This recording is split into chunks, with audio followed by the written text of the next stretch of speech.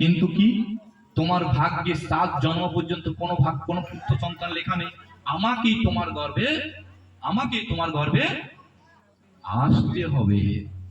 সাধু মহাত্মা দেখুন।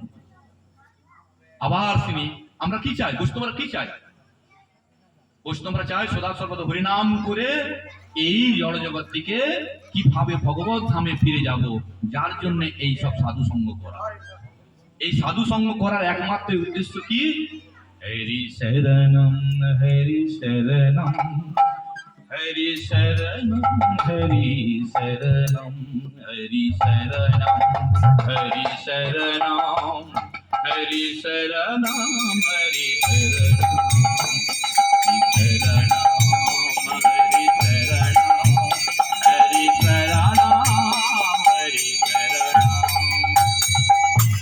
হরিশরণ।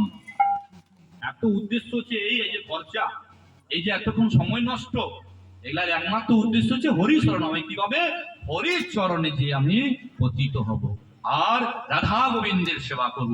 আপনারা খুব ভাগ্যবান। এই গ্রামে আমি সত্যি জামুড়ি অনেকবার এসেছি, কিন্তু এইরকম পরিবেশ দেখি নাই, এরকম গ্রাম অনেক দেখি নাই যে রাধা গোবিন্দর মন্দির আছে, আর কি আছে, কৃষ্ণ মন্দির আছে, বলরাম মন্দির আছে, সুন্দর সেবা পূজা হচ্ছে। আমি দেখলাম খুব সুন্দর পরিষ্কার পরিচ্ছন্ন সেবা হচ্ছে। আপনারা ভাগ্যবান। প্রত্যেক দিন এই গ্রামেই যখন আছে, প্রত্যেক দিন কি এই মস্তকে তার চরণে নত করবেন। আসেন মন্দিরে, আসেন সকলে, সকলে আসেন, পারেন না তাহলে কলিযুগে বলে দিয়েছে, কলিযুগে বরণ না যে আমরা ভগবানের সেবা করতে পারবো না, নিজেই ব্যস্ত থাকবো, নিজেই ব্যস্ত থাকবো। তাই ছিল প্রভুপাদ বলেছেন কি জানেন, কি বলেছে?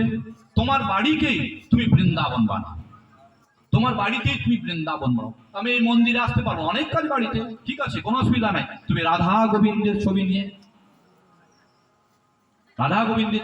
সুন্দর একটা সিংহাসন দেবেন। সিংহাসন যদি নাও পারি, অনেক খরচা, ঠিক আছে, কোনো দরকার নেই। একটা ছোট ফুল নিলেন, ফুলের মধ্যে একটা কি তোয়াল দিলেন, ভালো তোয়াল, তার মধ্যে রাধা গোবিন্দকে রাখলেন, ডেলি ধূপ দিলেন, চন্দন দিলেন, আর কি দিলেন?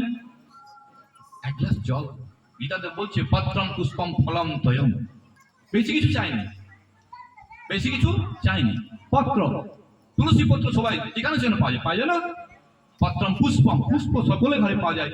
আমরা অনেকেই দেখেছি শুরু করলো কৃষ্ণ নাম, ভগবানের ঘর বাড়ি তৈরি করলো, হ্যাঁ, আর ফুল ডেলি বাজার থেকে আনছে। এবারে ডেলি ফুলের দাম হচ্ছে 30 টাকা 20 টাকা করে। বলছে প্রভু আমি তো 6 মাস করলাম, এবারে 20 টাকা করে ডেলি যে গাঁদার চেন কি একদিনে শেষ হয়েছে, আমার পক্ষে সম্ভব? আমরা বলেছি কবে বললাম আপনাকে ডেলি কিনে ফুল কিনে আপনি সেবা করুন? বলেছি কাউকে বলছি? আমরা কি বলছি যে রাস্তায় কত সাদা ফুল, এই বেশি ফুলের দরকার নেই মা। একটা হচ্ছে গুরুচরণ, যদি গুরুদেব না হয়ে থাকে এখনো পর্যন্ত, তাহলে কৃষ্ণ সম্বন্ধে জগৎ গুরু, কৃষ্ণই হচ্ছে জগতের গুরু। কৃষ্ণকে আপনি গুরু রূপে পূজন করুন। এক সাইডে ছোট কৃষ্ণ রাখবেন, তাকে গুরু রূপে পূজন করবেন, আর কৃষ্ণের কাছে প্রার্থনা করবেন, গুরুর কাছে প্রার্থনা করবেন কি যে আমাকে যেন সৎ গুরু একটা পাঠিয়ে দিও। ওই কৃষ্ণই আপনাকে গুরু পাঠাবে। আপনার কোথাও যেতে হবে না, শুধু হরিনাম করুন, ভজন করুন আর জপ করুন। সেই কৃষ্ণের চরণে আপনি 2টো তুলসী দিলেন, একটা সাদা ফুল দিলেন, 1000 ঘন্টা ফুল দেওয়ার দরকার নেই মা, কোনো খরচাই হবে না, হবে। আর 1 গ্লাস জল সকলের বাড়িতে আছে, নিশ্চয়ই হবে। তাই দিয়ে আপনি সেবা করুন, তাতেই ভগবান খুশি। এটাতে উল্লেখ করেছে নিজেই উনি যে আমি কিছু দরকার নেই, ভাবগ্রাহী জানাত। ভগবান শুধু আপনার ভাবটাকে গ্রহণ করছে। আমি ভোরে উঠে সুন্দরভাবে, হ্যাঁ, তিলকমালা করে সুন্দর বচন করে আমি তোমার সেবা করলাম, তারপরে নিজের কাজ। কিন্তু আমরা ভোরে উঠে সকলে কি করি? ভোরে উঠে আগে টি বসিয়ে নিলাম, বেড টি, সকলকে দিলাম টি না, স্নান করে ভগবান চরণে ফুল তুলসী অর্পণ করে তারপরে ঘরে কাজ শুরু করুন। সারা দিনটা ভালো যাবে, দেখবেন, মিলিয়ে নেবেন। এখন পর্যন্ত যারা করতে পারেননি করবেন। কত মানুষ আজ ভক্ত হয়ে গেল, ছিল প্রভুপাদের কি পাতে। যারা কি ম্লেচ্ছ মুসলিম থেকে এসে তারা পর্যন্ত ভক্ত হয়ে গেল, তারা কৃষ্ণ ভজনা করছে। আজ পাকিস্তানে বুকে আজকে হরিনাম হচ্ছে না? রাশিয়ার বুকে হরিনাম করছেন। কমিউনিস্ট পার্টি ছিলেন যেখানে কৃষ্ণ নাম ধর্ম বলতে কিচ্ছু না, প্রশাসন থেকে কড়া অর্ডার, কোনো ধর্ম চলবে না রাস্তায়। আমরা ভারতবর্ষে তাও তো করছি, এই জন্য এতক্ষণ করে এলাম, কিন্তু রাশিয়া একদম করতে পারবেন না। এখনো বলছো প্রভুপাদের কৃপাতে আজ সারা রাশিয়ায় সবাই কৃষ্ণ নাম করছেন। দেখবেন টিভি খুলবেন, ইসকন রাশিয়া, ইসকন আমেরিকা, দেখবেন সব খুলে আসছে। কত সুন্দর সুন্দর তারা কি ভারতীয় মহিলাদের মতন শাড়ি পরছে, মাথায় শিখে, তারা সিন্দুর পর্যন্ত জানতো না, শাড়ি পর্যন্ত জানতো না। ছিল প্রভুপাদের কৃপাতে তারা বিবাহ কি জিনিস সেটা জানতে পেরেছে। তারা শাড়ি পরে মায়াপুরে প্রায় প্রায় 150 দেশের মানুষ এই মায়াপুরে আছে, 150 দেশের মানুষ মায়াপুরে আছে। কি পেয়েছে মা? তারা তাদের নিজের দেশের সমস্ত কিছু ছেড়ে আজকে মায়াপুরে শুধু ভজনা করছেন। আসে না কিনা?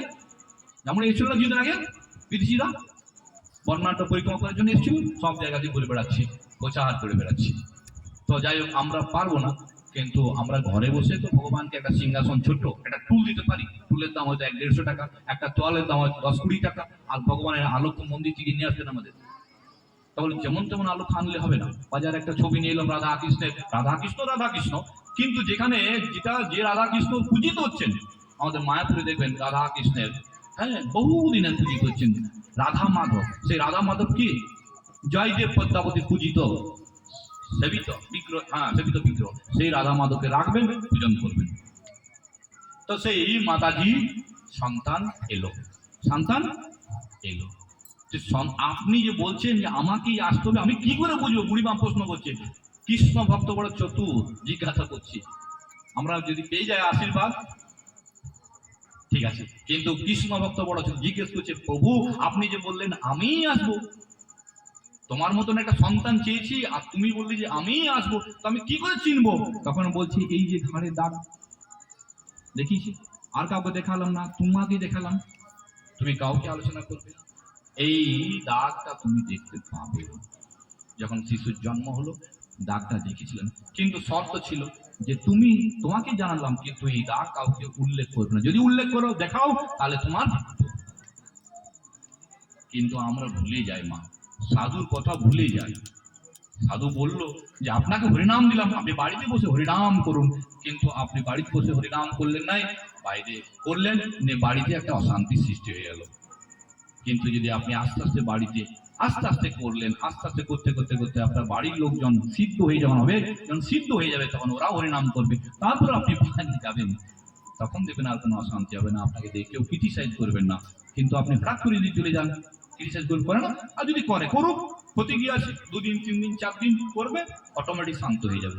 কিন্তু আমরা সেটা মেনে নিতে পারি না, যার ফলে তখন হরিনামের ঝোলাকে বাড়িতে রেখে দিই, নিয়ে আর করি না। তো যাই হোক, সেই বুড়িমার সন্তান তো কৃষ্ণ ভক্ত মা অনেক কিছুই পারে। সেই বুড়িমার এই গড় বেতা আছে না মেদিনীপুর ডিস্ট্রিক্টে, বলে মহাপ্রভুর পার্শ্বদ হয়েছে। তারও আর অনেক হিস্ট্রি আছে, কিন্তু সময় নাই, তাই না? সময় নেই। করবাজি 9টা 5 কি আর করবো? কিছুক্ষণ আর কত মিনিট? 10 মিনিট। যাই হোক, তো সেই পুত্র মা নাম হয়েছে জানেন? কানু ঠাকুর। সেই কানু ঠাকুর বৈষ্ণব, উনি সদা সর্বদা হরিনাম করছেন। আর আমরা এসেছি, আমরা হরিনাম করছি, আর আমরা এসেছি কি করছি? বড় বৈষ্ণব হয়ে গেছে, সদা সর্বদা হরিনাম করছে। কেমন হরিনাম করছে একবার দেখি, হরিনামের মধ্যে কি আছে একবার দেখি। এসেছেন, সকলে প্রণাম করেছেন, প্রণাম করে বলছে যে হে মহাত্মা, আপনি তো হরিনাম করছেন, হরিনামের বলে আপনি অনেক কিছু আনতে পারেন, আমরা কিছু সেবা পেতে চাই। সঙ্গে সঙ্গে সাধু মহাত্মা কি বলেছেন, কানু ঠাকুর কি বলেছেন? সঙ্গে সঙ্গে প্রণাম করেছে, বসুন, কি সেবা চাই? নিশ্চয় সেবা করবো, যেমন আপনারা করলেন আজকে সেবা, এখনো বাকি আছে প্রসাদ, মনে হয় সকলে প্রসাদ নিয়ে যাবেন। হ্যাঁ, তো আমরা কি খাবো? আম কাঁঠাল। মা কার্তিক মাসের সময় কি আম কাঁঠাল পাওয়া যায়? এখন অবশ্য আম হচ্ছে না, অনেক জায়গাতে হচ্ছে। তখন মা ওই আম কাঁঠাল সময় না, সিজন নয়, আম কাঁঠাল খাবো। কানু ঠাকুর তো পড়ে গেছে, কিন্তু চিন্তা নাই। কানু ঠাকুরের যে সেবক ছিলেন বলে, প্রভু এসব কি? বলে তুমি চিন্তা করো না, চলো আমার সঙ্গে। এরকম গলায় উত্তরিয়ে ছিল, চললো রাস্তায়। সামনে একটা নদী, দু কানায় জল ভর্তি। সেই কানাতে কোনো রকম সন্ধে হয়ে গেছে, কোনো রকম কোনো মাঝি নেই, কি করে পেরোবো? ওই পারে কিছু গাছ আছে, তো ওইখানে যাই, কোনো পেরোবার মাঝি নেই। তো সেবক বলছে, প্রভু কি হবে? চিন্তা করিস না, কি হবে? এই উত্তরীয়টা খুলে ফেলে দিল। কোথায় ফেলে দিল? ওই নদীর বুকে। উত্তরীয়টা খুলে ফেলে দিল নদীর বুকে। আর ওই উত্তরীয় উপরে বৈষ্ণব চেপে এসে আর ডাকছে সেবককে, তুমি এসো। উনি তো চেপে গেছে, কিন্তু সেবকের একটু ভয় লাগছে যে উত্তরীয় মধ্যে আমি কি করে চাপবো। উত্তরীয় তো একটা গামছা, একটা পড়ে যাবে, ঢুকে যাবে জলে, মানে বিশ্বাস নাই। তাই বলছে, কি বলছে জানেন? অবশ্যই রক্ষিবে কৃষ্ণ বিশ্বাস পালনে। যদি বিশ্বাস থাকে মা, তাহলে আপনি করে যাবেন। যদি বিশ্বাস না থাকে, কৃষ্ণ নামের প্রতি ভরসা না থাকে, মা দু নৌকায় পা দিলে পড়ে যাবে মাঝে। তো সেই বুঝে আসো, কোনো চিন্তা নাই। গুরু যখন ডাকছে তখন আসা উচিত, শিষ্যের আসা উচিত। সঙ্গে সঙ্গে শিষ্য চলে গেছেন, পা দিয়েছে, একদম সুন্দরভাবে নৌকা এই উত্তরীয়টা নৌকা হয়ে গেছে, পেরোচ্ছে। ওই পারে যখন পৌঁছালো, পৌঁছে দেখছে গাছের কাছে গেল, কিছুই নেই। কিন্তু কানু ঠাকুর বৈষ্ণব, কৃষ্ণ নাম করছেন। বলছে না, ইয়া হইতে সর্বসিদ্ধি হইবে, কি বললাম না দেখুন, ইয়া হইতে সর্বসিদ্ধি হইবে তোমার। হরে কৃষ্ণ হরে কৃষ্ণ কৃষ্ণ কৃষ্ণ হরে হরে, হরে রাম রাম রাম হরে হরে, হরে কৃষ্ণ কৃষ্ণ কৃষ্ণ হরে হরে, হরে রাম রাম রাম হরে হরে। পরিণাম করছে কোথায়? গাছের নিচে পরিণাম করছে ভগবান। ভক্তের বনবাঞ্ছা শুনে সঙ্গে সঙ্গে কি, আম গাছে আম, কাঁঠাল গাছে কাঁঠাল। কি বিশ্বাস করেন এটা হবে? বিশ্বাস করেন হবে? হয় হয়, বিশ্বাস রাখতে হবে। এরকম অনেক লীলা আছে। গৌরাঙ্গ সুন্দর যখন মায়াপুরে আমঘাটা বলে জায়গাটা, মহাপ্রভু সংকীর্তন করছেন, তো ভক্তদের কি এত দূর পরিক্রমা করে খিদে লেগেছিল। তখন মহাপ্রভু ভক্তদের সেবা করানোর জন্য কি করেছে, একটা আমের আঁটি সঙ্গে সঙ্গে পুঁতলো, আর সেই আমের আঁটি থেকে সঙ্গে সঙ্গে কি হচ্ছে, গাছ বেরোচ্ছে। হয় সম্ভব? কিন্তু বৈষ্ণবের কাছে ভগবান, তো গাছ বেরোচ্ছে। গাছ বেরিয়ে দেখতে দেখতে বড় হয়ে গেল, বড় হতে হতে ফল বেরিয়ে গেল, আম ফল।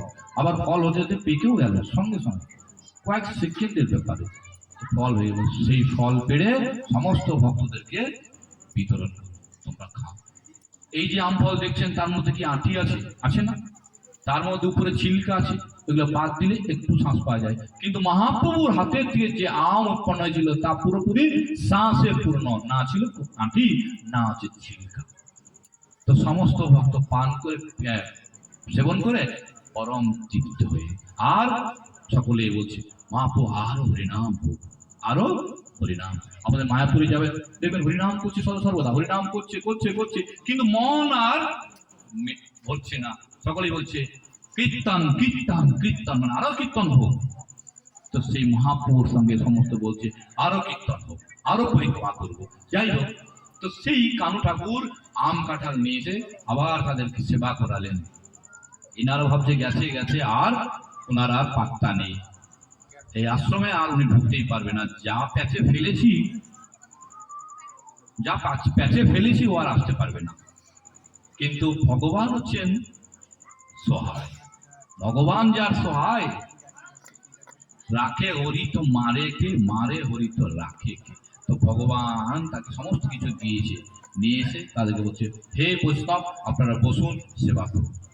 তাহলে দেখে তাজ্জব, সঙ্গে সঙ্গে সেবন করার আগেই চরণ ধরে ক্ষমা প্রার্থনা।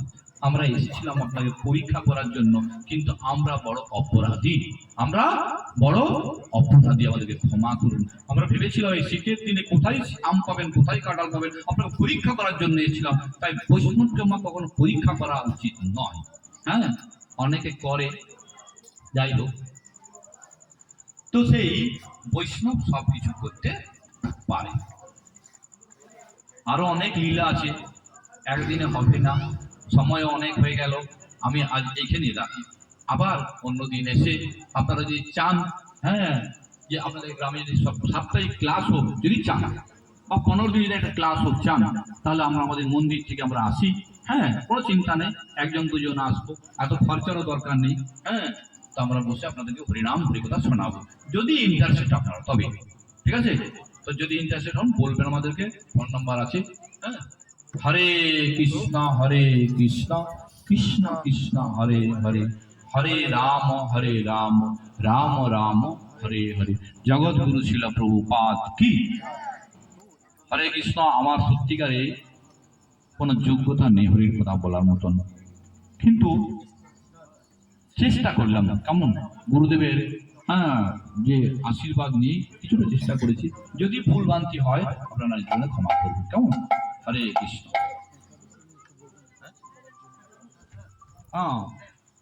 প্রভু বলছেন যে একাদশী আমরা অনেক রকম ব্রত করি না, মঙ্গলাচণ্ডী ব্রত করি, জ্যৈষ্ঠী মাসে নানা রকম মঙ্গল করি না, অনেক রকম 60-ষষ্ঠী করে, উপবাস থাকি। কিন্তু আমরা কি বললাম, এই সমস্ত করে আপনি পুণ্য অর্জন করেন, পুণ্য। আর যদি একাদশী পালন করেন, একাদশী সর্বশ্রেষ্ঠ ব্রত, এই একাদশী যদি পালন করেন তাহলে আপনি ভক্তির ঘরে জমা হবে, যে ভক্তির মাধ্যমে আপনি ভগবত ধামে যেতে পারবেন। তো সেই একাদশী সকলে পালন করবেন। মহাপ্রভু স্বয়ং এই একাদশী পালন করেছিলেন, হ্যাঁ, নিজে করেছিলেন এবং মাকে পর্যন্ত করেছিলেন।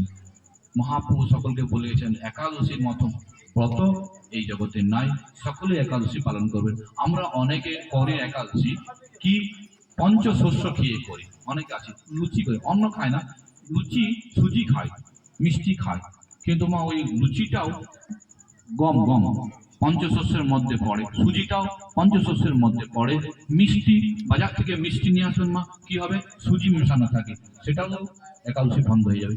তাই সেই দিনে একাদশীর অনেক খাবার আছে, অনেক আছে, যেমন আছে কি কাঁচা কলা আছে, পেঁপে আছে, এগুলো ফলের মধ্যে পড়ে।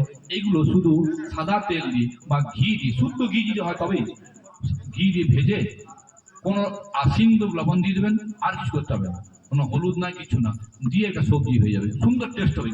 যদি আপনি ভগবানকে অর্পণ করেন তাহলে খুব সুন্দর টেস্ট হবে। তার তুলসী দেবেন, আর কি আছে, বাদাম সিদ্ধ করে নেবেন, বাদাম আলু সবজি করে নেবেন, তাতে কোনো তেল নয়, সরষের তেল নয়, এগুলো মনে রাখবেন। আর কি আছে, ফল আছে, নানা রকম ফল। 2বার প্রসাদ পাবেন, একবার সকালে একবার বিকেলে। প্রসাদ পেয়ে পরের দিনে আপনি পালন করবেন, পরের দিনে পালন করবেন, একটা টাইম আছে, বৈষ্ণব পঞ্জিকা আছে, সেই পঞ্জিকাতে অনুযায়ী পালন করবেন। কোনো কোনো একাদশীর পালন প্রায় 2 ঘন্টা 3 ঘন্টা থাকে, কোনো কোনো একাদশীর পালন 8 ঘন্টার মতো থাকে, আবার কোনো কোনো একাদশীর পালন 1-2 মিনিট থাকে, ওর মধ্যে পালন করতে হবে। তো যাদের নেই তারা ওই পঞ্জিকা নেবেন, পঞ্জিকা বেশি দামও নাই, 10 টাকা, কেমন, ওই পঞ্জিকা অনুযায়ী সকলে আপনার একাদশী তিথি পালন করবেন। একাদশী তিথি পালন করলে মাধবের তিথি জননী, হ্যাঁ, উনি ভগবত ভক্তি ভগবত ধামে প্রাপ্ত হয়ে যাবেন আপনারা যদি একাদশী করেন। যদি নিষ্ঠা ভরে একাদশী করেন আর কিছু করার লাগবে না আপনাকে, ওর মাধ্যমে আপনি ভগবত ধামে চলে যাবেন, যদি কেউ নিষ্ঠা করে করতে পারে। এই জ্যৈষ্ঠ মাস আছে না, একটা পাণ্ডবা মোহিনী একাদশী, না, একটা পাণ্ডবা একাদশী আছে, একটা যেটা নির্জলা একাদশী। যদি করতে নাও পারেন, যদি 1 মাসে 2টো একাদশী চেষ্টা করবেন, যদি নাও পারেন মা, বছরে একটা একাদশী আছে যেটা ভীম করেছিলেন। ভীমের সদা সর্বদা কি খাদ্য চাই, না খেয়ে থাকতে পারে না। হে কৃষ্ণ, আমি কি করে তোমার এই একাদশী পালন করব? তখন কৃষ্ণ উপদেশ দিয়েছিলেন, তুমি একটাই একাদশী করো, কই এই জ্যৈষ্ঠী মাসের একাদশী করো, হ্যাঁ, যা ভীম একাদশী নামে পরিচিত। হ্যাঁ, সেই দিনে তুমি সারা বছর তো খাচ্ছ, কিন্তু একটা দিন নির্জলা একাদশী করো। অনেকে নির্জলা একাদশী করে, জল পর্যন্ত খায় না, কিন্তু আমরা বলবো না যে আপনি নির্জলা থাকুন, কেননা নির্জলা থাকবেন শরীর অসুস্থ হয়ে যাবে। আস্তে আস্তে নির্জলা হবে। আগে ফল সবজি খেয়ে 2-3 বার খেতে পারেন, 3 বার প্রসাদ খেয়ে আপনি একাদশী পালন করুন, কিন্তু ফল সবজি খেয়ে করবেন। কে কে করবেন একাদশী? কোনো চিন্তা নয় মা, আপনি এই মনুষ্য জীবনটা পেয়েছেন এই জন্যেই, মনুষ্য জীবনটা পেয়েছি এই জন্যেই কি, ভগবত ধামে যাওয়ার জন্যে। না হলে কি হবে? পুনরপি জননম পুনরপি মরণম জননী জঠরে শয়নম। বারবার জন্ম হবে, কুকুর, বেড়াল, ছাগল, ভেড়া, কিমি, কীট, নানা রকম হয়ে আবার এই জন্ম চক্রে পড়ে যাব। তাই তাই যাতে জন্মচক্রে না পড়তে হয়, তাই হরিনাম করব আর একাদশী করে সাধু সঙ্গ করে মনুষ্য জীবনটাকে সার্থক করব, এটাই আমাদের উচিত, তাই তো? তাই দেখুন সারা আজ বৈশাখ মাস, এই বৈশাখ মাসে সব বৈশাখ জ্যৈষ্ঠী চারিদিকেই গ্রামে গ্রামে 24 পর হচ্ছে না, হরিনাম সংকীর্তন করছি সকলে। তো যাই হোক, আপনারাও হ্যাঁ হরিনাম করবেন। হরে কৃষ্ণ। জগৎ প্রভুপাদ কি